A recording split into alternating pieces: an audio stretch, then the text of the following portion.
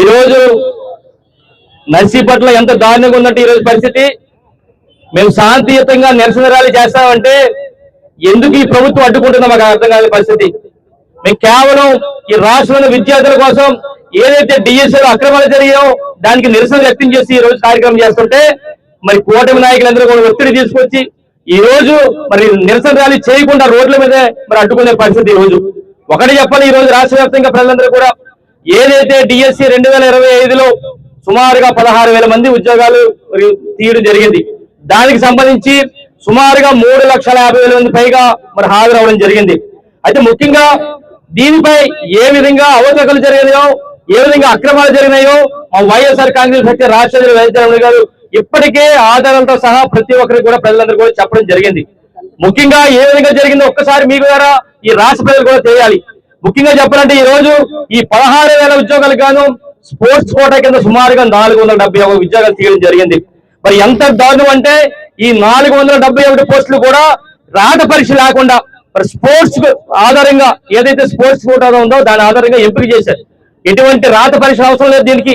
ఆ విధంగా చేశారు. అందుకోసం ప్రత్యేకంగా ఒక జీవోని కూడా తేవడం జరిగింది.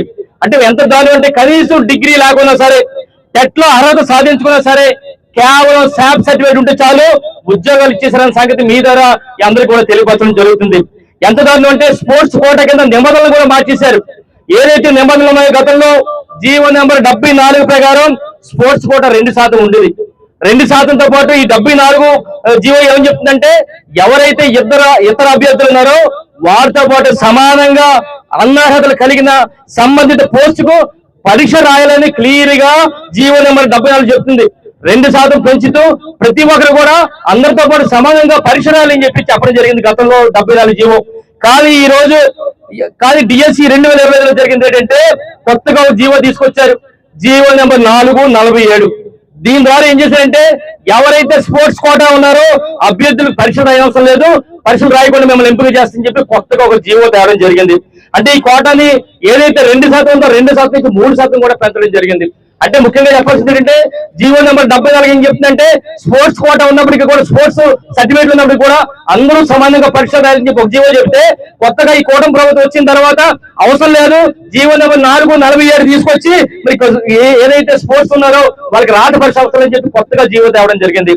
అంటే ముఖ్యంగా చెప్పాలంటే ఏదైతే ఈ టీచర్ ఈ జీవో కోర్టు ఏదైతే స్పోర్ట్స్ కోటా ఏదైతే పోస్టులు ఉన్నాయో అన్ని కూడా భర్తీ చేసి మళ్ళీ ఏం చేశారంటే ఏదైతే జీవో నెంబర్ 447 ఇచ్చారో మళ్ళీ దాన్ని రద్దు చేసి మళ్ళీ పోటీ పరీక్ష తప్పనిసరి అని చెప్పి మళ్ళీ ఒక కొత్త జీవో 56 తెచ్చారు. అంటే ఎంత దారుణంగా ఉందో ఈ రోజు అర్థం చేసుకోవాలి. ఈ కూటమి ప్రభుత్వం 74 జీవోలో అందరితో పాటు సమానంగా చేయాలన్నారు. మరి జీవో నెంబర్ 447 ద్వారా పరీక్షలు అవసరం లేదు, స్పోర్ట్స్ కోటా ఇవ్వచ్చు అన్నారు. స్పోర్ట్స్ కోటాలను అందరూ ఎత్తేసిన తర్వాత అందరూ జాయిన్ అయిపోయిన తర్వాత మళ్ళీ జీవో నెంబర్ 56 తెచ్చి మళ్ళీ పరీక్షలు రాయాలంటారు. అంటే ఏంటంటే తమ వారితో పోస్టులు నింపడానికి గేట్లు తెలిసి మొత్తం నింపేసిన తర్వాత మళ్ళీ గేట్లు మూసారు. ఈ పరిస్థితి ఎలా ఉంది? ముఖ్యంగా చెప్పాలంటే ఈ రోజు జాతీయ స్థాయిలో గాని రాష్ట్ర స్థాయిలో గాని పథకాలు సాధించిన ఎవరైతే మెడల్ సాధించిన క్రీడాకారులను కూడా పక్కన పెట్టి కేవలం ఇంటర్ కాలేజ్ కానీ ఇంటర్ యూనివర్సిటీ ఇంటర్ డిస్ట్రిక్ట్ పోటీలో పాల్గొంటే చాలు, పాల్గొన్న వారి సర్టిఫికెట్లు ఉంటే చాలు మరి ఉద్యోగాలు ఇచ్చేశారని చెప్పి సందర్భంగా తెలియపరుస్తాను. అంటే ఈ విధంగా డిఎస్సి 2025లో ఎన్నో అక్రమాలు జరిగాయి. అందుకు బాధ్యత వహిస్తూ ఏదైతే ఈ రోజు ఇక్కడ విద్యాశాఖ మంత్రి ఉన్నారో నారా లోకేష్ గారు వెంటనే బాధ్యత వహిస్తూ రాజీనామా చేయాలని చెప్పి సందర్భంగా తెలియపరుస్తాను. ఏదైతే నీట్ లో అక్కడ పేపర్ లీకేజ్ విషయంలో కేంద్ర విద్యాశాఖ మంత్రి ఏ విధంగా రాజీనామా చేశారో బాధ్యత వహిస్తూ అదే విధంగా ఇక్కడ కూడా చేయాలి. ఎందుకంటే ఈ రోజు ఈ తెలుగుదేశం ప్రభుత్వం ఎన్డీఏల కూటమిలో ఉంది. మరి అక్కడ ఫార్ములా ఇచ్చినప్పుడు ఇక్కడ ఎందుకు మీరు చేయాలని చెప్పి సందర్భంగా తెలియపరచడం జరుగుతుంది. మొమ్మాటికి కూడా డిఎస్సిలో ఎన్నో అక్రమాలు జరిగాయి. ఇప్పుడే వైఎస్ జగన్ గారు అన్ని కూడా ఆధారాలతో సహా ప్రతి ఒక్కరికి కూడా ఎన్ని అక్రమాలు జరిగాయి అన్ని కూడా చెప్పడం జరిగింది. అలాంటి అక్రమాలు జరగలేదు కానీ భావిస్తే ఈ ప్రభుత్వం మేము అక్రమాలు చేయలేదు, వైఎస్ఆర్ పార్టీ వాళ్ళు చెప్తున్నట్టు అక్రమాలు చేయలేదు అని చెప్పి ఈ ప్రభుత్వం భావిస్తే మా party YSR Congress party YS Jagan గారు ఏదైతే డిమాండ్ చేస్తున్నారో ఆ డిమాండ్ సందర్భంగా మీరు సిబిఐ దర్యాప్తు ఇవ్వచ్చు కదా అని చెప్పి అడుగుతాను. మీరు తప్పు చేయలేనప్పుడు ఎందుకు సిబిఐ దర్యాప్తు చేయట్లేదని చెప్పి సందర్భంగా అడుగుతాను. అందుకే ఆ పని చేయలేదంటే మీరు తప్పు చేశారని చెప్పి రాష్ట్ర ప్రజలందరూ కూడా అనుకుంటారు. అందుకనే నారా లోకేష్ గారు వెంటనే రాజీనామా చేయాలని చెప్పి సందర్భంగా తెలియపరుస్తూ మరి ఏదైతే ఒకటి చెప్పాలి, ఈ రోజు ఫీజు రిబేట్స్ బకాయిలు ఇవి కూడా ఉన్నాయి. ఈ రోజు ఫీజు రిమెంట్స్ ప్రకారం ఏదైతే డిఎస్ఎల్ అక్రమాలు జరిగాయి అన్ని కూడా చెప్పాం. ఏదైతే ఫీజు రిమెంట్స్ ప్రకారం సుమారుగా ఈ 2 సంవత్సరాల 10,000 కోట్ల రూపాయల బకాయిలు ఉన్నాయి. మరి ఏదైతే విద్యాదేవులు కానీ వసతి దేవులు కానీ ఎవరికి ఇవ్వలేదు, ప్రతి ఒక్కరు కూడా ఈ 10,000 కోట్ల రూపాయలు వెంటనే చెల్లించాలని చెప్పి డిమాండ్ చేస్తాం. మూడోది ఏంటంటే నిరుద్యోగ వృత్తి.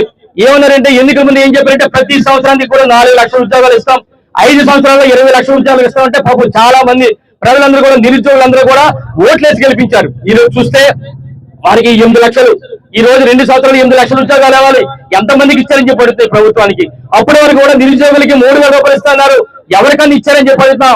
ఈ రోజు 2 సంవత్సరాలు 2 మాసాలు అయింది అంటే ప్రతి నిరుద్యోగి కూడా రాష్ట్రంలో ప్రతి నిరుద్యోగి కూడా 78,000 రూపాయలు బాకీ ఉన్నారు. అందుకనే ఈ సందర్భంగా మేము డిమాండ్ చేసేది ఏంటంటే మరి ఏదైతే ఈ మన ఏదైతే డిఎస్సీలో అవకతవకలు జరిగే దాని మీద సిబిఐ దర్యాప్తు చేయాలని చెప్పి ఒక డిమాండ్, దానికి బాధ్యత వహిస్తూ ఏదైతే విద్యాశాఖ మంత్రి నారా లోకేష్ గారు రాజీనామా చేయాలని చెప్పి ఒక డిమాండ్, ఫీజు రిమెంట్స్ బకాయిలు 10,000 కోట్లు చేయాలని చెప్పి చెల్లించాలని చెప్పి మూడో డిమాండ్, నాలుగోది నిరుద్యోగ వృత్తి 3,000 రూపాయలు కూడా ప్రతి విద్యార్థికి నిరుద్యోగికి 78,000 అని చెప్పి 4 డిమాండ్ల మీద ఈ రోజు కార్యాచరణ చేస్తున్నాం.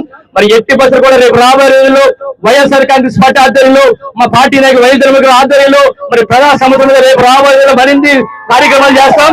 పేదల ప్రజలకు కానీ విద్యార్థులకు కానీ అన్ని వర్గాల వరకు మహిళలు అందరికీ కూడా అండగా ఉంటే రేపు రాబోయే రోజుల్లో జగన్ అనే ముఖ్యమంత్రి చేసుకుంటామని చెప్పి